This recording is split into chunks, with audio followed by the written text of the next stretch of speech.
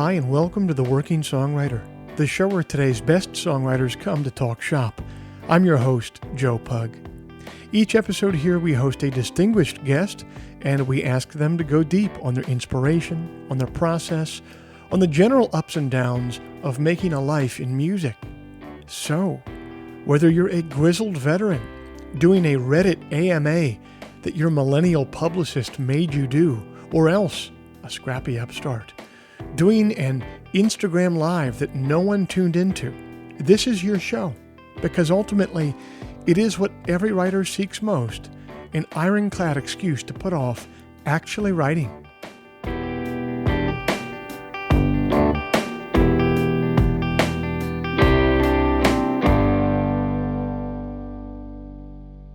Hey everybody, it's the last Friday of August 2021, and I thank you for joining us. This week's show is brought to you by Bandzoogle. Built by musicians and for musicians, Bandzoogle is an all-in-one platform to build a beautiful website for your music.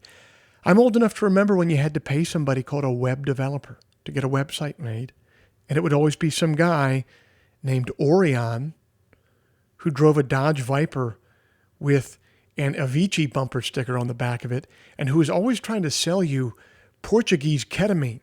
And old Orion would charge you about $1,000 for a website that would be obsolete in 6 months. But it's the future now, you guys. That's not how it works anymore. We're allowed to have nice things now. One of those nice things is Bandzoogle. Bandzoogle powers the websites of tens of thousands of musicians around the world, from weekend warriors to Grammy winners. All the features you need for a professional website are already built in. Hosting and a custom domain name, dozens of fully customizable design templates, tools to sell your music and merch commission-free. It's an absolutely fantastic product. The Working Songwriter podcast listeners can go to bandzoogle.com to try it for free for 30 days and use the promo code TWS, the initials of our show, TWS, to get 15% off the first year of any subscription. If you'd like to hear some of my music live in the coming weeks, every Sunday night at 9 p.m. Eastern, I'm over on YouTube for Sunday Songs. That's a live stream. I'm live, I'm playing tunes, I'm taking questions in the live chat, I'm taking requests in the live chat. It's a really fun, really interactive experience. I'd like to think that we're building something of a community over there on Sunday nights, including many people who are listeners to this podcast. So come on over and be a part of it every Sunday night, 9 p.m. Eastern on YouTube. Head over to YouTube and search for Joe Pug, or go to joepugmusic.com and click on the live stream tab.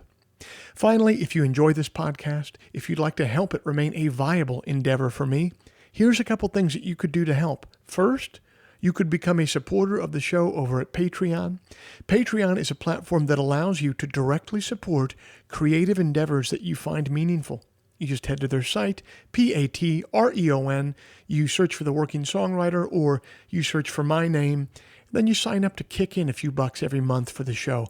Think of it as a voluntary subscription. A subscription that you certainly don't have to pay, but that you just choose to pay because you dig the show and because you won't miss a few bucks at the end of the month. If just 1% of our listenership would kick in the price of a cup of coffee every month, it would make an immense difference. So thank you to everybody who's already taken the time and energy to do that. And if you're not in a place to help in that way, I totally understand. You could still help us out in a couple of ways that are entirely free. First, you could leave us a review in the iTunes store, leave us a rating, or second, you could simply tell a friend about the show. The simple math on those two things, leaving a review or spreading the word, is that they will help me much more than they will be a pain in the ass for you. Okay, I'll end all the harassment there. I really hope you enjoy this week's conversation with Oliver Wood.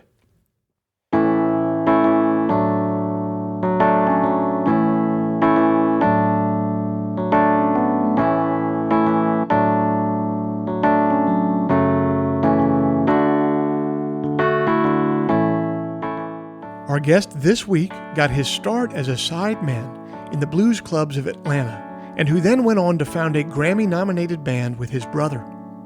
Oliver Wood is one half of the Wood Brothers, a nationally beloved three-piece band that focuses on lyrically driven roots music. His brother Chris is the other co-founder, who played in the avant-garde jazz group Medeski, Martin and Wood. Oliver backed up blues journeyman Tinsley Ellis on the road before forming his own group, King Johnson, in the early 2000s. In 2004, he and Chris formed the Wood Brothers and have not looked back since. They've recorded for Blue Note Records. Their 2015 album, Paradise, hit the top of the Billboard Heatseekers charts, and their album, One Drop of Truth, was nominated for Best Americana Album at the 61st Grammy Awards. They've appeared at Bonnaroo and the Newport Folk Festival. They've toured arenas and sheds with the Zac Brown Band. Just this year, Oliver released his first solo album entitled Always Smiling. Paste Magazine has described the Wood Brothers albums as imbued with depth and soul. Rolling Stone says that they combine a roots influence with a wide experimental streak and exemplary musicianship. American Songwriters says that their latest album, Kingdom in My Mind, is arguably the band's finest work. Oliver and I have been friends for over a decade. The Wood Brothers took me on the road many years ago as their opening act, and I've always admired them both deeply. So obviously it was a treat to get to speak with Oliver on the phone this week to hear about his musical journey so far. Oliver Wood, thanks so much for being a part of the Working Songwriter Podcast. Normally I start each one of these episodes talking to our guest about music in their home growing up, but for you this is going to be a particularly prescient question because you're most well known for a group that you're in with your brother. So what did music look like in your household growing up, and how did that inform your relationship with your brother and then vice versa? Yeah, well, we grew up with a very musical dad, and also good to know is that our mom was a poet, a published poet. So, but on the music side of things, our dad was a serious folky. He's in his 80s now, but when he was in college, he went to Harvard, but he had a repertoire of 500 folk songs and was a big part of like the Cambridge folk scene in the late 50s, early 60s. Hung out with Joan Baez, actually is on Joan Baez's early recordings. And so anyway, was a super folk nerd and a really good performer. So, that translated into him always playing at family functions or sitting in the living room and singing all these old folk songs. And he didn't become a musician by trade. He became a molecular biology professor, but always was playing and always was just a great entertainer and just always had the Martin out and was playing songs. So, which I think we took for granted when we were kids. We thought everybody's dad probably did something like that.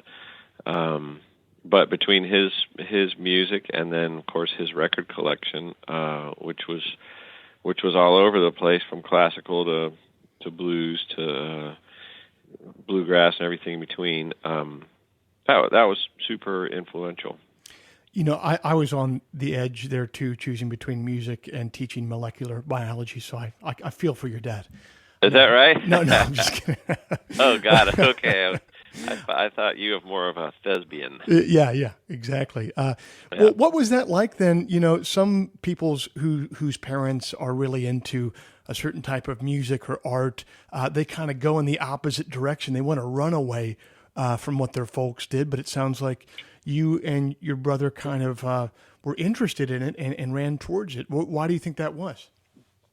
Well, I almost think it was a full circle kind of thing, like, for me personally, and I think for my brother too, like I started out checking out my dad's Lightnin' Hopkins records, right? Which isn't really what he played. He played more folky, lead belly kind of things. But but still all related. And so, when I did get into playing guitar, well, I didn't really learn from him. Sometimes it's hard to learn from your dad. You want to learn from your grandfather, or you want to learn from somebody else, but you don't want to hear. And having kids of my own, I know they don't want to learn stuff from me. They, that's just the way it is. A lot of times, I'm sure there are exceptions, but anyway, I got into Lightning Hopkins, and then I got into Hendrix and Led Zeppelin and the Beatles and sort of heavier things, and then I got it really into jazz and stuff like that. And I can speak for my brother and say he went the same way. He took it further as far as jazz goes, but I think we both musically went away from what our dad did, right, for a long time. And interestingly, when we both left the house, maybe 15 years later, we went our own directions. Chris went north and got into jazz and lived in New York and played in Medeski, Martin and Wood, which was a much more improvisational, instrumental-only music. I moved south. I went to Atlanta and got into playing in blues clubs and started a band that was sort of a roots rock band, and that was my thing. But none of that stuff was really what our dad did. And then, interestingly, by the time Chris and I decided to put the Wood Brothers together, which was much later, much after we had both matured separately as musicians and as grown-ups, it was then that we kind of got back together and just said, hey, let's do an acoustic duo, which much more resembled what our dad did. You know what I mean? So I think by the time I met you, Joe, I think we were still a duo, right? Chris and I were a duo. So and we were experimenting with the boundaries of acoustic duo-hood, but still, I found it interesting that we kind of went from louder music and more complicated music and kind of came back to a more singer-songwriter, folk-based thing, and which of course has been evolving over the years, and we are no longer a duo, and we play plenty of electric instruments, and we try to mix it up, but I do think we came back to appreciate the real stripped down essence of music, and especially American music. So that's kind of what it felt like, and I will throw in that also something we took for granted during our childhood, I think, was our mom's writing, because our mom is she's passed away, but she was a great writer and great at processing what was a quite traumatic childhood for her. She was a war refugee, and had a lot to write about, and a painful childhood, and also a gratitude for where she ended up, and was just amazing at writing about this stuff. And I didn't really know or care about poetry until much later, and came to appreciate it in general, and her writing in specific. And so both of those things are things that we took for granted, I think, as kids, but they certainly got implanted and influenced us along the way. And to this day, still, like, I can listen to recordings of my dad when he was in his 20s, and he was a mother. I mean, he was so confident and so good at playing like John Henry, you know what I mean? Mm-hmm.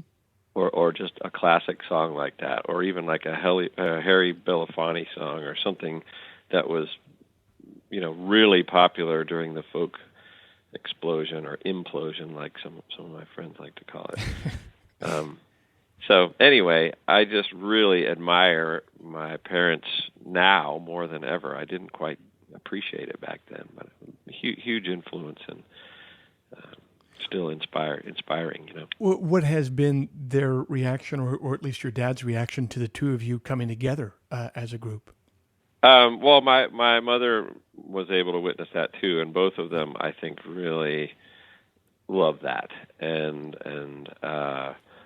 I think for my dad, who he could have gone pro. He had a record deal when he was in college, and that was his other passion. But I think he gets certainly some vicarious pleasure out of seeing us be able to go out and make a living and do what we like to do. So it's a different world. My dad played music for years before he had me. Then once he had me, he went on to be a carpenter and a contractor. And I often think, in the world where we live now, you can kind of be like a middle-class musician. You can kind of have like a boutique corner store of a music career. But back then, it was kind of all or nothing. And so I really wonder with my dad, and maybe even with your dad in the era where he came up, maybe they would have chosen that route if it had been available to them.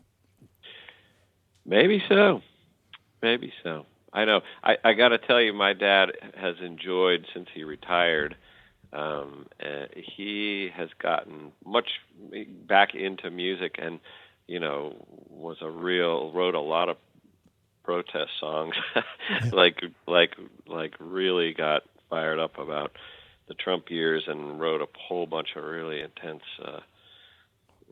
protest songs, and I just think it's awesome that he was able to do that and then put them on YouTube and feel like not like he was having a career, but like he was able to get his music out there and share it. And so yeah, I wonder that same thing, what it would have been like, or because my dad's really into just making little music videos and recording his new song and putting the words in caption below and and putting it out on the internet, and it feels good for him to do that. So I know. Well, we do kind of take that for granted sometimes as musicians in the more modern age, like the ability to self-publish like that, even if not a ton of people watch it or not. It's an absolute Gutenberg revolution, and we shouldn't take it for granted, because who knows when something could take off in a way if it just touches a nerve. Absolutely.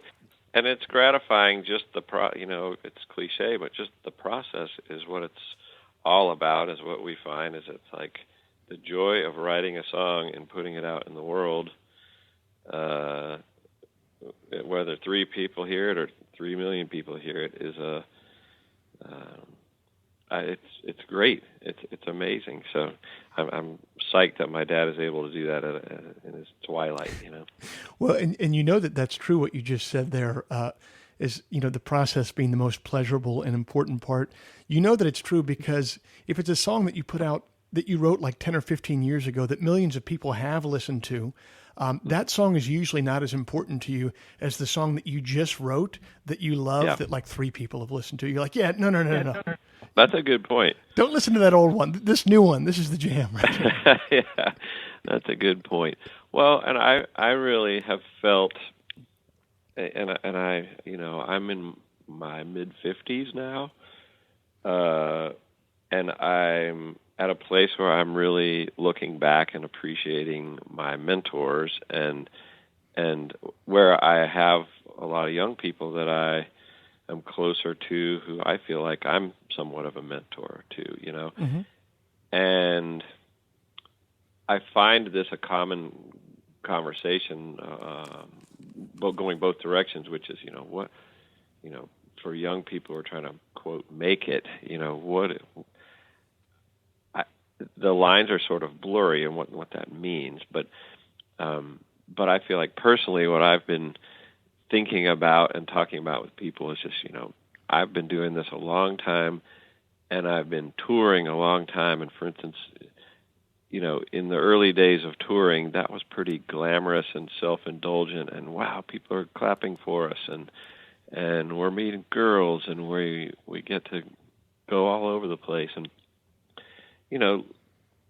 now it feels like it doesn't feel as self-indulgent. It feels more like a sacrifice. Like, I got a kid at home that I'd sure love to not miss another soccer game or trumpet lesson, or I really enjoyed being home all last year, as opposed to gone for almost half the year each year.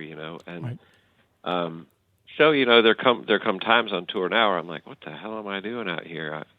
And it comes down to every time just people singing the songs back, and people coming up and saying, your song or your album really got me through a tough time, or I just lost my daughter and this song is just holding me together. Or sometimes you get really cool comments like that, which are not for your ego. They are to reassure me that I'm doing something important. You know what I mean? Yes. It's not self-indulgent. It's like important healing work.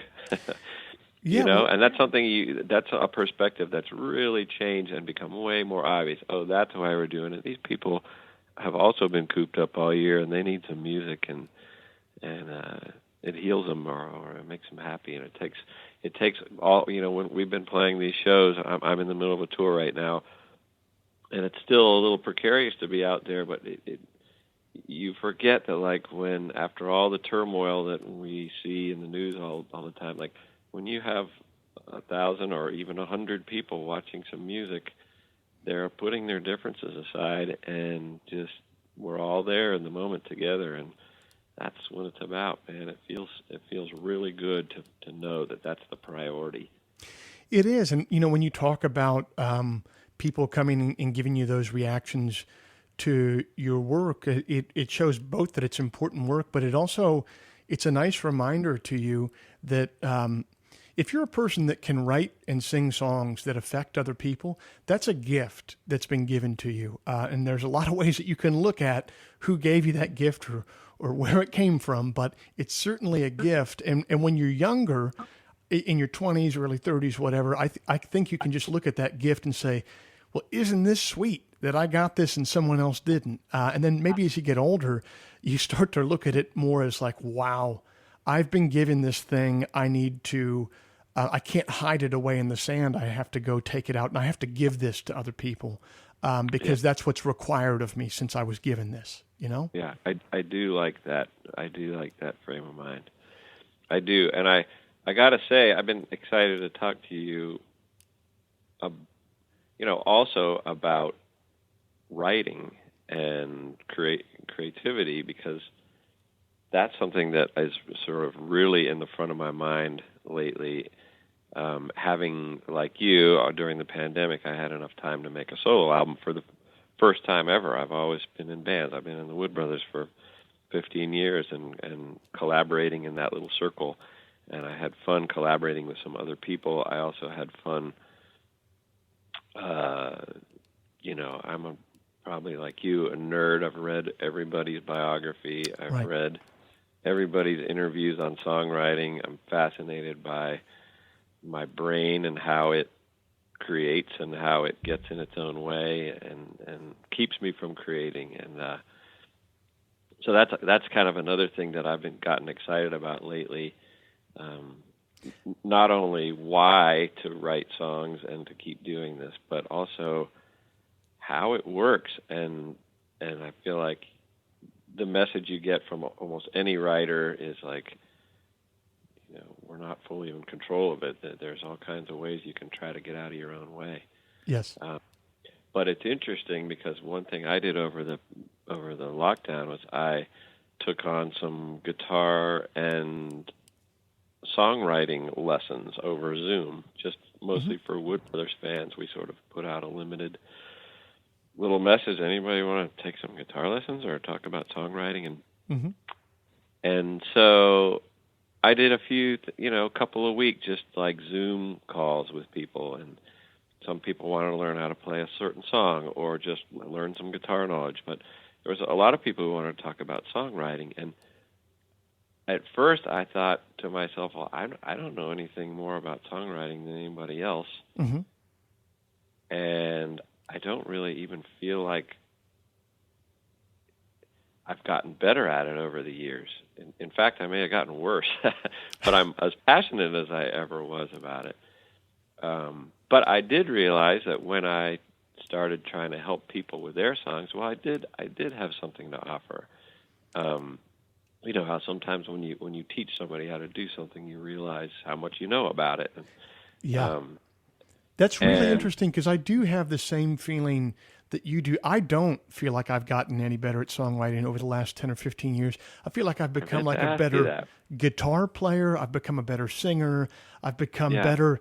It's like I've been able to improve every other technical aspect, but the songwriting has pretty much, in my opinion, just remained the same. It kind of depends on how inspired I am that day or not. Yeah. But, you know. Yeah. Well, that's interesting to me, and it's interesting because I met you and you were. Oh man, I was 23 or 24 when I first met you. Yeah, Yeah, you came on tour with us, and you were just. But you were already fairly formed as a performer, and although I could hear your influences maybe more, like I just listened to some of you this morning of your later stuff, and I definitely hear the evolution of you sort of finding your own voice even more so. Yeah. I think we all do. And that's, so inspiring. And it also makes me want to ask you questions about what you just said. Like, why is it that there's certainly the craft part of songwriting that is, yes, that you get better at. You realize, a bridge should probably come here, or I need to write one more verse, or whatever. There's sort of these things that are somewhat technical and based on stuff you've done before or other people have done. But then there's also just the pure inspiration part, which is elusive, and everybody seems to agree that that's the part that you don't really control. yes.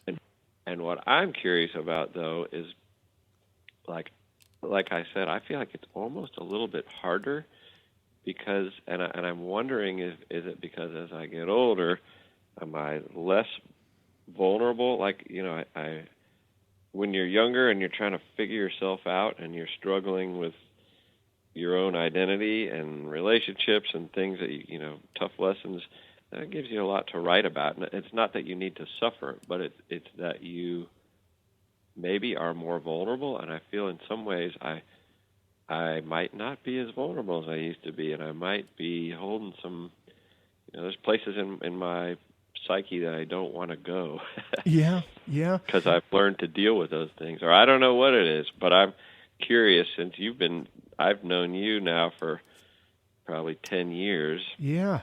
You know how I would conceptualize what you're talking about there? I think of songwriting less, the important parts of songwriting at least, not the technical parts, like what you're talking about, where does a bridge go, this, that, and the other. Yeah. But the really important parts, I would compare to it, the process of it, it's very close to prayer, where you put out into the world, or you put out to your maker or to a higher being. You say, I'm limited and I can't do this. I would like this, please. And so whether you're thinking about an idea or the solution to a problem or a song or some sort of grace, you kind of ask for that. And then you wake up the next morning and your idea of how to fix the problem is there. Well, where the hell did it come from? Your idea for the song just shows up. Where the hell did that come from? Absolutely. And I think as we get older, now I'm a father, I'm a husband, I'm a business owner, I'm a lot of different things. And I think in general, when I was 22, man, I was praying for one thing and one thing only. I wanted a perfect song. That's all I ever wanted every day. And now I think I have more responsibilities in life, and I'm praying for a bunch of different things besides just a really good song, Yeah. So maybe that's it. I don't know.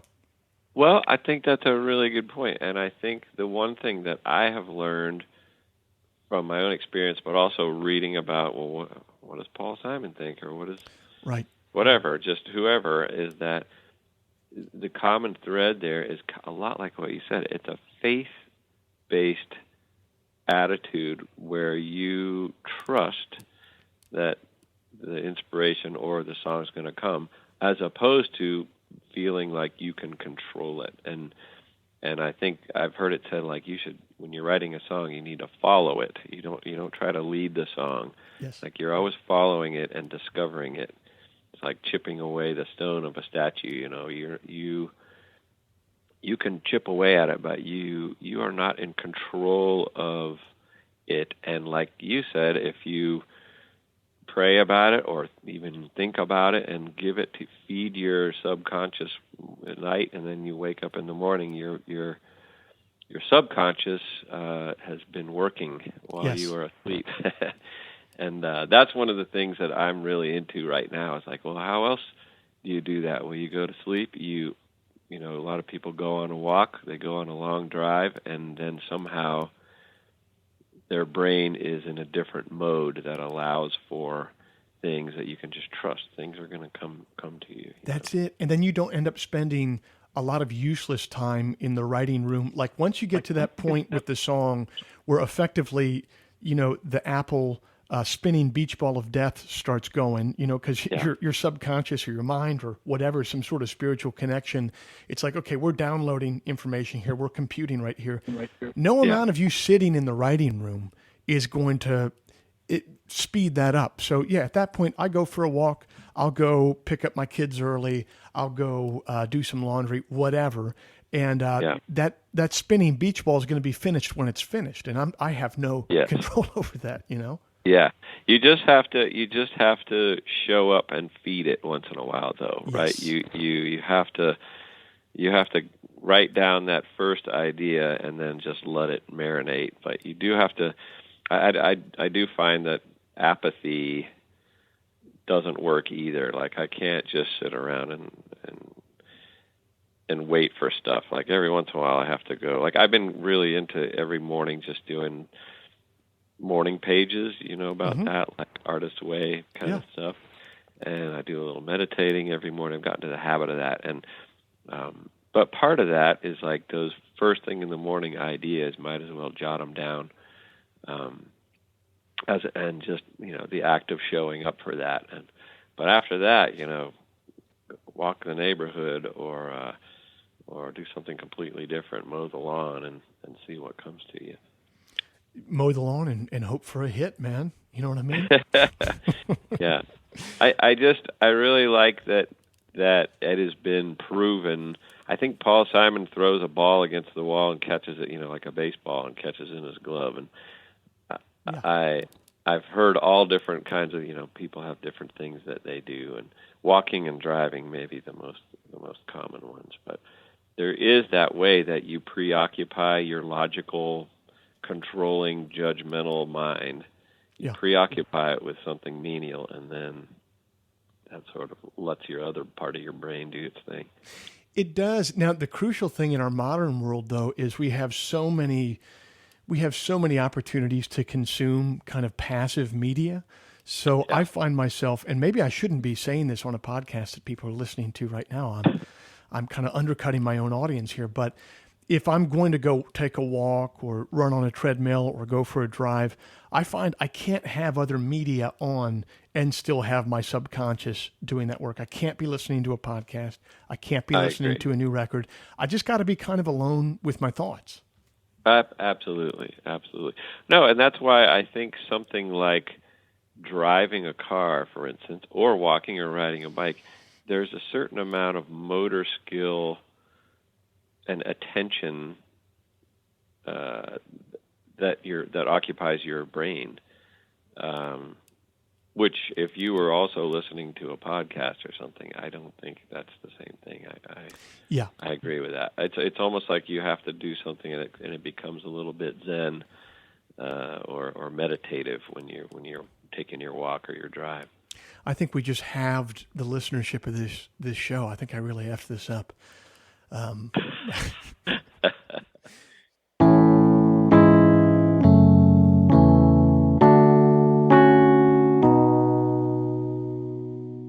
Are you stuck in a rut? Are you tired of listening to that Jimmy Buffett 20th Century Masters CD over and over again and need some new music? Are you sick of making hamburger helper beef stroganoff for dinner every night and you want something new to cook? What you are looking for, my friends, is the Enthusiast Digest.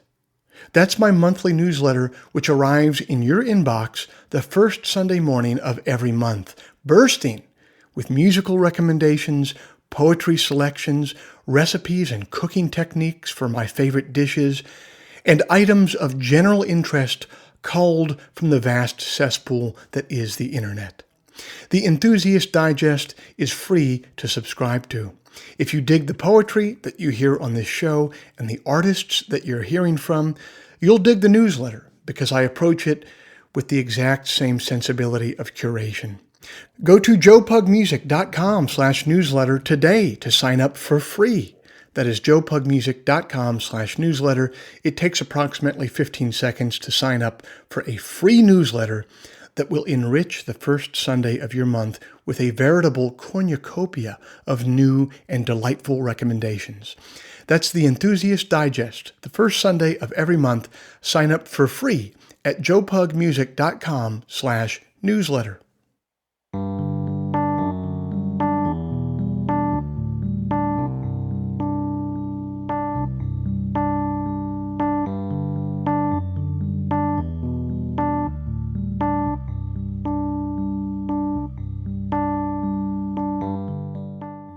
The sibling relationship is a sacred one, even if you don't share a creative connection. Oliver and his brother Chris, though, share not only blood, but also a band. That's a thing of wonder.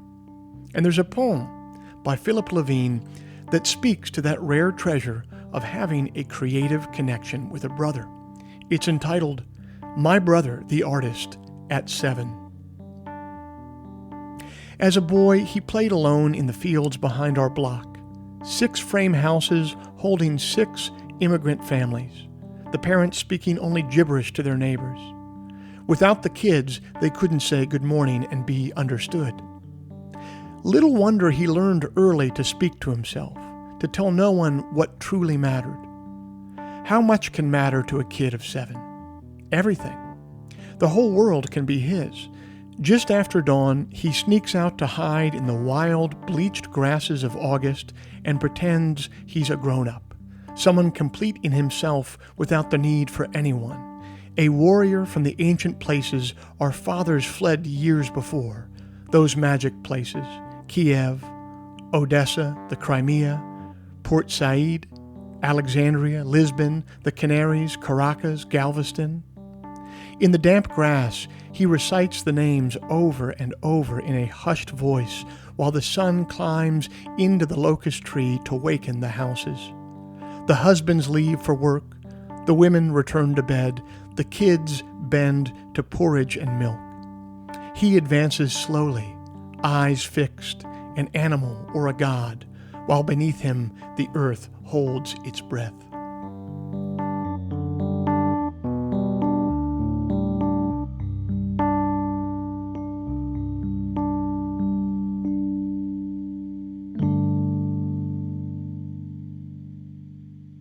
So talk to me, we got into it a little bit before, but I'd really like to dig in on it because I've always been really interested about this part of your career. I want to know about how you first ended up in Atlanta, how, what the scene looked like on the ground, like the music scene there when you first got there, what it was like to be in Tinsley Ellis's band and going on the road with him. Can you talk to me about like the first iteration of your career pre-Wood Brothers and what that looked like? Sure. Well, so I sort of ended up, I was in college on the West Coast, and I ended up in just a cover band and one of the guys in the band was from Atlanta. So we all sort of followed him, and it didn't last long, but I just sort of landed in Atlanta that way. And in the meantime, had met and got into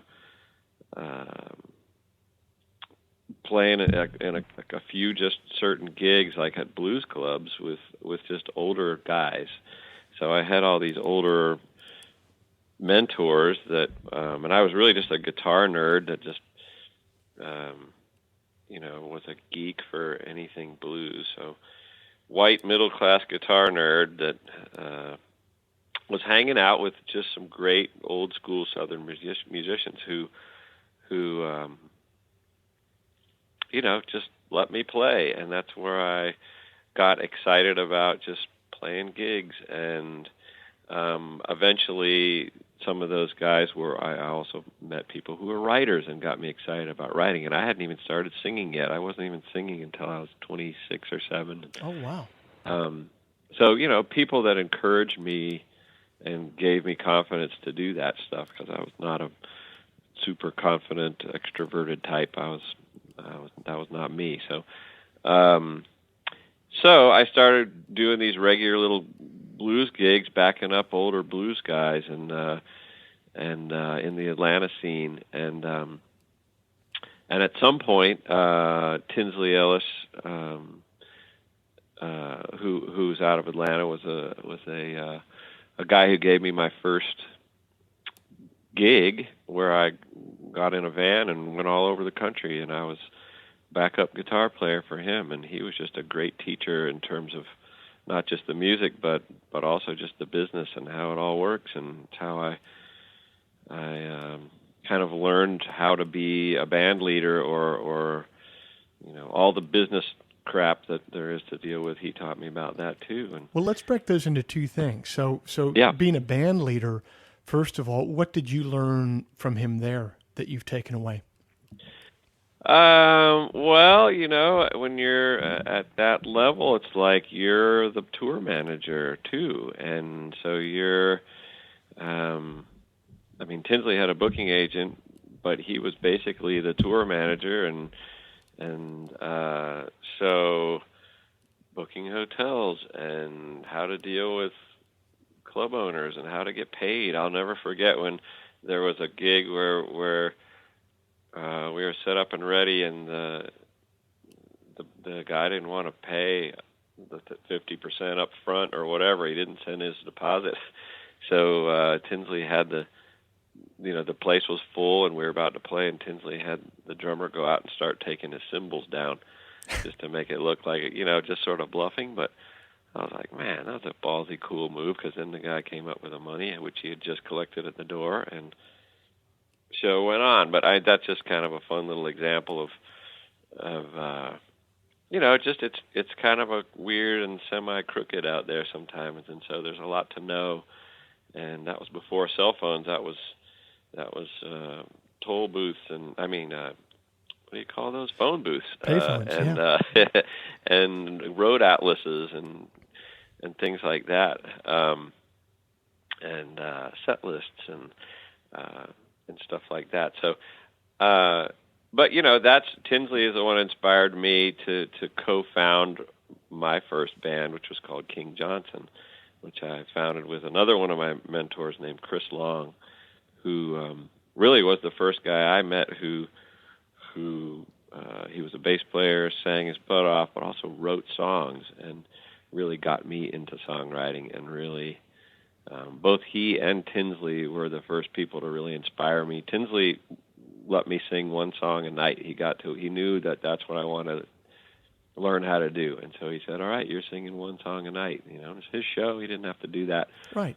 But so I just feel like I owe everything to people like that. And Chris Long, the same thing. He was already a great singer. I was a shitty singer, but he was like, you just need to do it. And he put up with a couple of years of me sounding like hell, and eventually, thanks to him, I started writing some okay songs and co-writing songs with him and the other guys in the band, and learning about collaborating and how fun that can be, and how rewarding it is to be in a band and sort of lead a band, and to pay everybody at the end of the night, no matter how meager. Yeah. It's so when you went on to found your own group, then, like, what did it look like on the ground? Were you guys booking regional tours and Yeah. Right. That age, you were mentioning, now you're at a point in your life where you have different obligations, and being on the road feels more like you're giving something to the audience, and more of a sacrifice in some ways for you. But that age in your 20s, that's a really heady time to be on the road. Like, it's really, for me at least, it was a really, really fun experience for the first 7 or 8 years. I really enjoyed of it, Absolutely. Yeah, and just sort of having the freedom. I didn't have a mortgage or kids or right. Right. So there's a different weight that you I don't know, you don't feel spread thin. You're just all in, and it's no big deal to stay up all night and keep jamming or chase girls or whatever. Yeah. All the things that happen that are part of that lifestyle. I can remember leaving a club in Indianapolis really early on. I must have been 22 or 23. We had opened for Justin Townes Earl, and then the next day we had a gig somewhere very far from Indianapolis, so we had to drive starting that night. And Justin was just taking off at that time, and so there was a lot of people there. And our opening set went really good, so we made a lot of money at the merch table. I mean, in the scheme of things, we probably made, $300-400, but to me, Right. at the time, I'd been working as a carpenter making $90 a day. So Sure. I couldn't believe it. And I can remember driving away from the gig that night because we had to make time to the next one. And the guy that was with me is driving the car, and I'm just counting out hard cash onto the dashboard. And I felt like a freaking pirate, man. Yeah. And I was like, you're going to be hard pressed to ever get me to stop doing this shit right here. 'Cause Yeah. This is awesome. Absolutely. And it's all relative. It's funny how our standards change. I'm bitching about, a tour bus. The mirror came off our tour bus, so we couldn't leave on time or whatever. And it's, your standards change. But it's absolutely right. When everything's going well, it's all relative and it's all wonderful, and it all like a pirate, exactly, because you're not. Who else is doing this? Not a lot of people. No. In the big scheme of things. It was just interesting when I moved to Nashville, to where everybody does that. Right. It's funny to live in Nashville, and it's actually nice to be able to relate to most of the people I meet in a coffee shop. Oh yeah, I'm making a record, or I'm rehearsing for a tour, or whatever. Ultimately, out in the world, you're still kind of a renegade.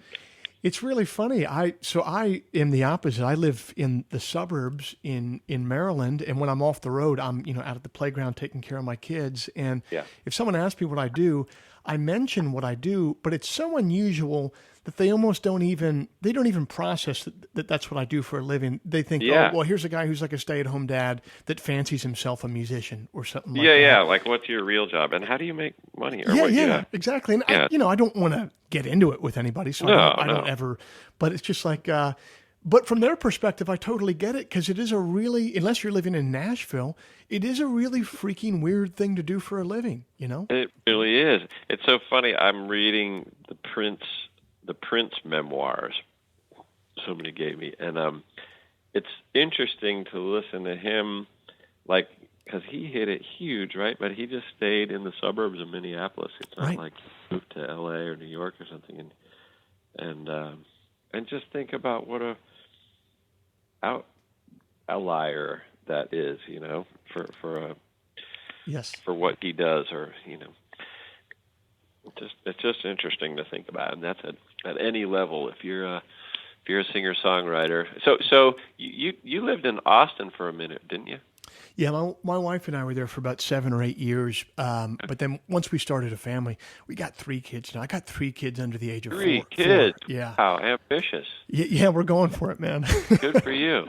But they're all under the age of 4 right now, so it's pretty insane. But we wanted to move closer to family, and that's what we ended up doing. It's been a great move. I actually really... I've always kept a really big separation between what I do for a living and my family life. And for me personally, it's always just that's worked for me. I know other people like to integrate it a lot more, and that's cool and everything. But, like my son, who's about to be 5, he finally came to his first show 2 or 3 months ago. And when he went to it, he was like, wow, this is really cool. There's a couple hundred people, and he got all excited. But it didn't even occur to me. I mean, I hadn't even really told him before what I do for a living. You know what I mean? And so once I saw it through his eyes, I was like, oh yeah, I guess this is pretty cool. All right, well, fair enough. Right. That's funny. Yeah, my kids are pretty over it. I'm like, hey, you guys want to come see my show? I'm in town tonight. And like, I don't know. Now, how have you managed that over the year? Because, you're a husband, a father, and you're a musician who's on the road. How have you made that work for your situation and your family? I mean, just been doing it since the beginning. And when I got married, I think my wife knew what she was getting into, and so it's just been the norm since my kids were little that Dad sort of comes and goes. Mm-hmm. And kids are pretty resilient, I find. But as far as just the marriage part and the overall family part, it takes a lot of practice. Yeah. To stay connected to the family and to stay connected to my wife is really a challenge. But we've learned all the tools. We've got a lot of tools now, where at first it was just like, we always say re-entry's a bitch. Like when I get home, Yeah. Somehow part of your brain is still out there somewhere and you're not really home yet. Or when you're about to leave for a tour, you're kind of already gone. Yes. And so you're just disconnected, and we've had to work on that. That's the part that my wife hates the most, the part right where I'm about to leave, and she's always just like, I wish that you were going already, because you're not exactly. here. We're all anticipating it. And I get that. Like, I totally feel it. I totally do too. I'm thinking about I'm trying to work on a song about it, but I heard it said at one point that like your soul cannot travel as fast as your body.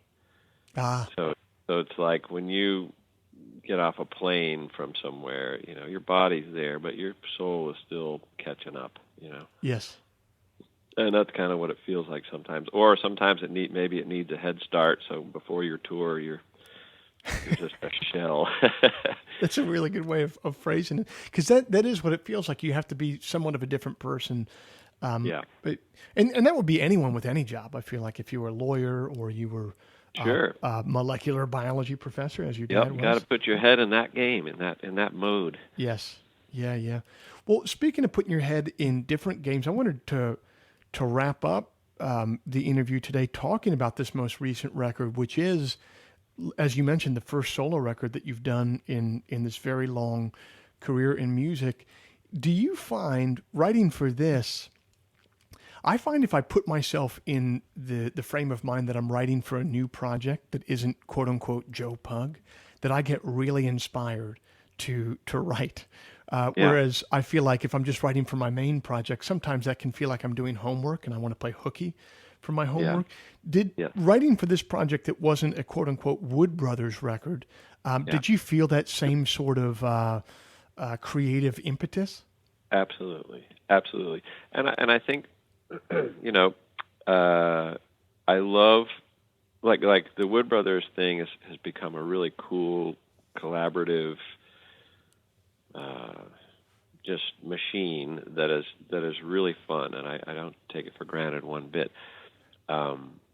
And what it also does between, it's also a very full-time thing.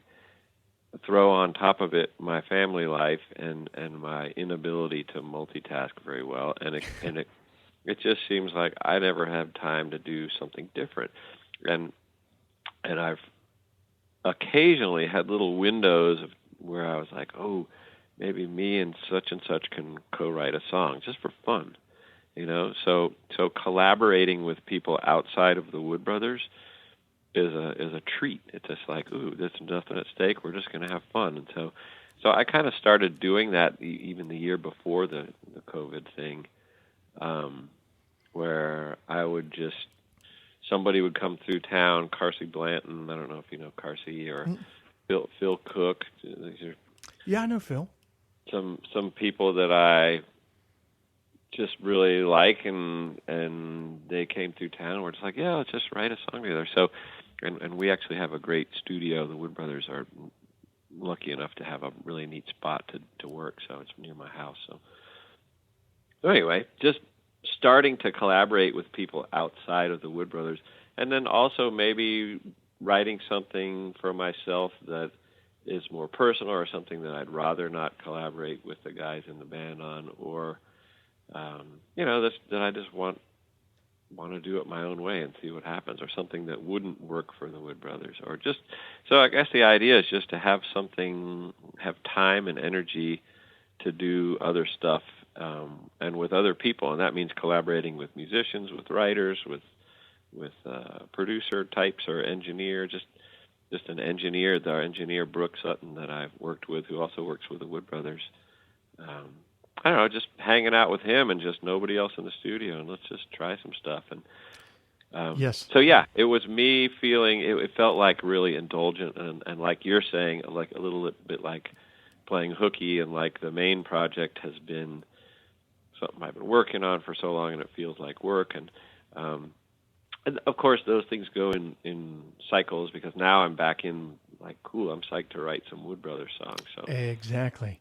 Yeah, it's funny, working with other people, by definition, different people, they have developed different ways to work technically, both in writing the song on an instrument, both in how you record it, how you mix it. And I found that technique can really lead to...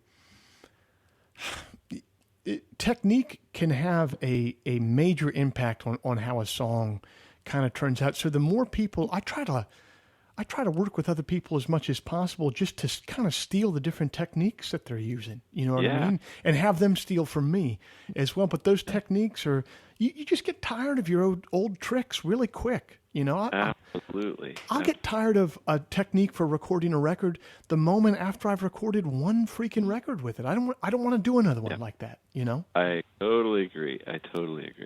Yeah, and I found, I when I say I made a solo album, it just means technically that I have my name on it. But what I realized is at times that felt really lonely, like the idea of it, like when it came down to it, I realized the fun in making that album was the collaborations, even if it was just the musicians I was playing with at the time when I recorded a certain song, even if I wrote the song for the most part or whatever, it's like just the collaborating of making the noises, and sometimes the words, and the mistakes, and the all the stuff, sharing that with people is what it's all about, and I love doing that with the Wood Brothers, and I love doing it all over the place. Like I'd love to write a song with you someday if we crossed paths and we had 30 minutes or something. I think it's how you learn, for sure. Like you're saying, I like to see someone else's angle on how to move forward on a song. Yeah, how to put like their method, not even just writing the song, of like, well, this is when we're going to involve the rhythm section, or the drummer's going to record separately from the bass player, or, like even those sort of like little technical things. Real technical stuff, sure. They end up informing, because when you're making a record, you're just listening back constantly, and you're like, is this something? And if it's not something, then it needs to be changed, or it needs to be thrown out. And you just never know when a different technical angle is going to turn it from nothing into something. Absolutely. I know. And it's so nice just to have, if not one other person, to be a collaborator and an experimenter. And I really am interested also just how, when you're chasing these creative prizes, how so much of it for me, I'm realizing, is just, I don't know how to get what I want. I just know that I don't want this and I don't want that. It's so many times you're just making choices. Yeah. And you're choosing not to do something you've done before or somebody else did. You're making choices based on, I don't know, hopefully something that you haven't done before, or something that's new to you, or that's weird, or maybe it goes against, it's counterintuitive, or it goes against the what everybody does. Like, you always mic a guitar like this. Well, what if we completely do something weird? That's exciting. I like to stumble on things. And that's where the rub is. That's where I feel like experience really can help, is that kind of balance between, obviously you want to collaborate with other people to get that kind of energy that we're talking about. But then when it really comes down to decision making, knowing what things are okay to collaborate on and take new ideas on, and knowing which hills creatively to die on, to say, hey, I know that you don't like this or that you don't think that this is the way that it should go. But at this point, this is my artistic voice saying, this is my voice speaking, saying that, no, we're going to have this on here because you might not like it like this. No one else in the world might not like it like this, but I like it like this. And so that's what makes it my record and not yours, you know? Yeah. Yeah. Yeah. It's that you're going to trust yourself like that. It's tough. Like when you're younger, I would find myself often, anytime we get some pushback, I'd be like, okay, well, you know, I can hear that, and you can kind of talk yourself into it. And I think the most iconic artists that we know of were the people who were able from a very early age, we're talking like early 20s, who could put their stamp on something. Yep. You know? Yep. I think you're right. You're right. Well, man, I'm so glad we got to jump on the phone and talk shop a little bit, man. It's been too long. All right, Joe. Well, best of luck with everything, and especially your sweet growing family. And we'll talk again. Perfect, brother. Okay, take it easy. Take care.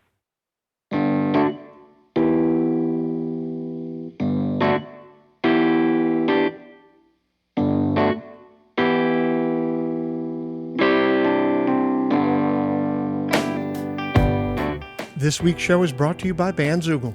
Built by musicians and for musicians, Bandzoogle is an all-in-one platform to build a beautiful website for your music. Use promo code TWS, the initials of our podcast, TWS, to get 15% off the first year of any subscription. Oliver Wood's latest album is entitled Always Smiling, available everywhere music is sold or streamed. If before we meet again you sit down to write, please remember, an expensive drug habit is not a song, a compelling Instagram account is not a song, and most importantly, reverb is not a song. So let all that take care of itself, and for you, just keep your eye on the song.